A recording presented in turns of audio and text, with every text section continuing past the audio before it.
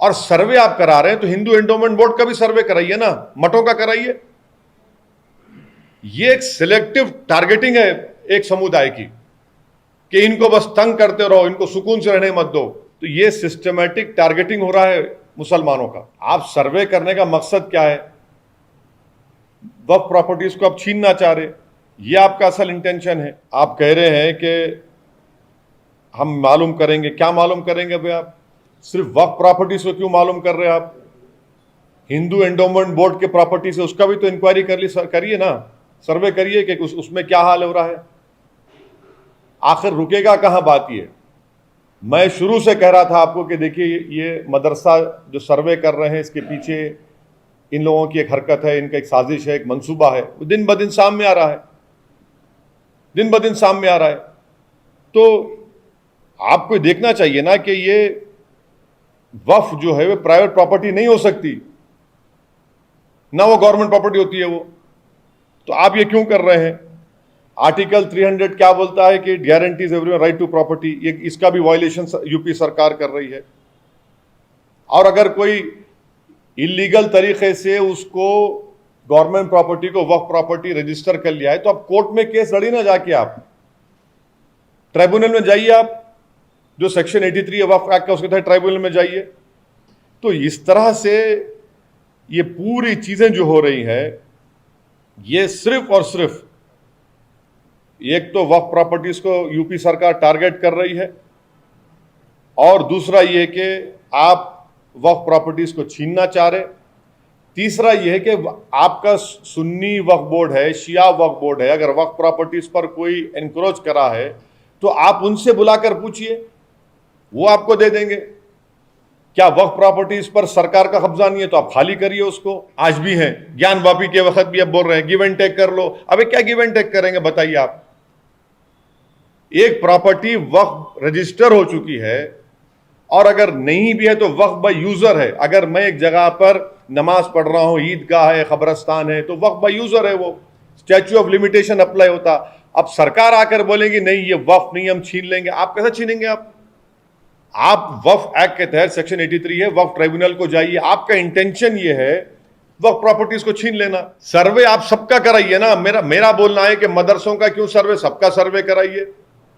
सिर्फ वक्फ बोर्ड का क्यों, हिंदू एंडोमेंट मठ का सबके सर्वे कराइए। क्यों नहीं कराना चाह रहे आप? मैं आपके राष्ट्रवाद को क्वेश्चन कर रहा हूं। आपका राष्ट्रवाद इतना कमजोर क्यों हो गया कि भारत की बच्ची हिजाब पहनना चाह रही, आपको ईरान की बच्ची से मोहब्बत क्यों हो गई?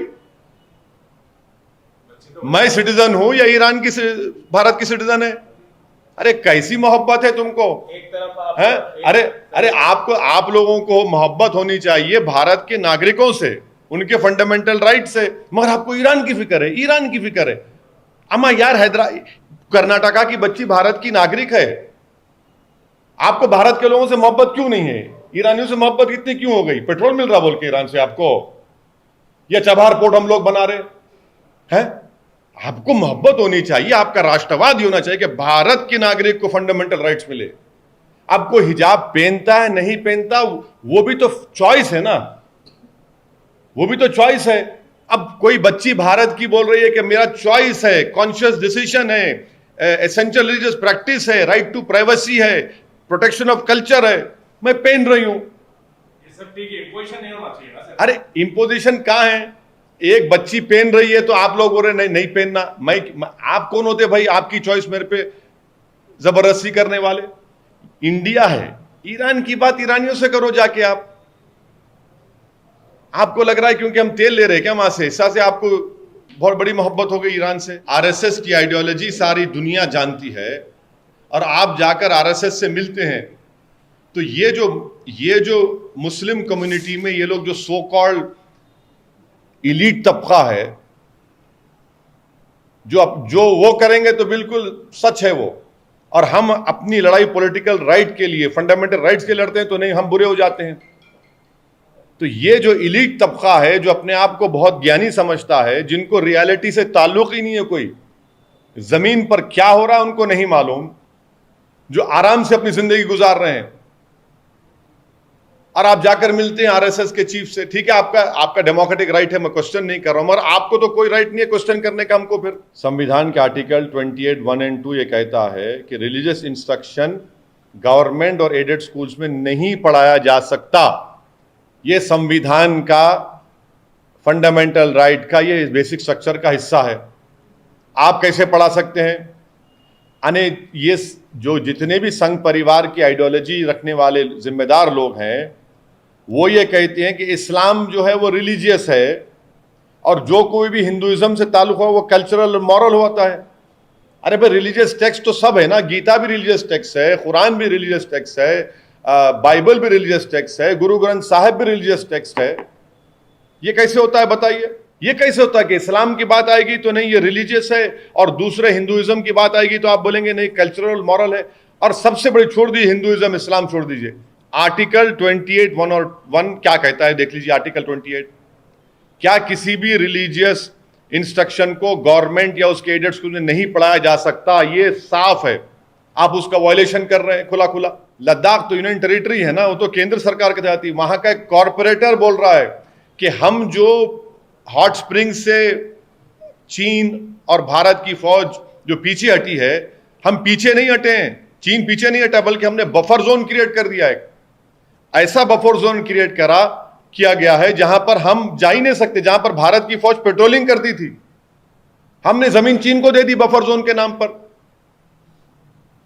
लद्दाख का कॉरपोरेटर, यूनियन टेरिटरी जो केंद्र सरकार के, वो कह रहा है कि हम तो जमीन छोड़ दिए चीन को, पेट्रोलिंग नहीं कर सकते वहां पर हम लोग। हम पुकार पुकार कर कह रहे हैं कि देखिए चीन से खतरा हमको, चीन हमारी जमीन पर कब्जा करके बैठा है।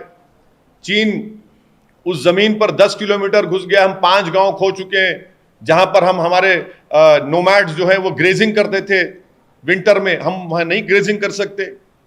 डेमचौक डेमसांग को हम भूल चुके हैं। बिल्कुल, ये तो प्रधानमंत्री की सरकार को बोलना चाहिए चीन के बारे में, बोलते ही नहीं है चीन के बारे में। और कितना ट्रेड इंबैलेंस है चीन से, देखिए हमारी जमीन पर चीन कब्जा करके बैठा हो, ट्रेड इंबैलेंस भी चल रहा है। Okay sir. एससीओ में सर प्रधानमंत्री की विजिट को कैसे देखते हैं? एससीओ आपको फूट लगा प्रधानमंत्री की? अरे जमीन पे कब्जा करके चीन बैठा हुआ है, आप खड़े रह के फोटो ले रहे हो उनसे? बताइए आप। डेमचौक डेमसांग में चीन कब्जा करके बैठा है, हम बफर जोन क्रिएट कर दिए। कैसा बफर जोन क्रिएट किया गया बताइए? जिस जगह पर हम पेट्रोलिंग करते थे वहां पेट्रोलिंग नहीं कर सक रहे हैं, कैसे बफर जोन क्रिएट किया गया? ये मैं नहीं कह रहा हूं, लद्दाख का कॉरपोरेटर कह रहा है, वो कह रहा है। तो सरकार खामोश बैठी हुई है। बिल्कुल अफसोसनाक बात है, तकलीफ होती है हमको। आप देश को बेवकूफ बना रहे हैं मोदी सरकार। क्या हमारे कान में फूल है, दिख नहीं रहा है सबको? क्या कर रहे हैं मोदी सरकार? कौन सा राष्ट्रवाद है मोदी सरकार का? इस पर तो बात ही नहीं होती। अब आप लोग रात में 9 बजे शुरू हो जाएंगे, ओएसी ने एक वफ की सर्वे। अरे चीन पर बात करिए ना, बुलाइए, बुलाकर पूछिए लोगों को बीजेपी के, भाई ये क्या है? कॉरपोरेटर लद्दाख का कह रहा है कि हम बफर जोन क्रिएट करने से हम उस जगह पर पेट्रोलिंग नहीं कर पा रहे हैं। अरे हमारी जमीन है भाई।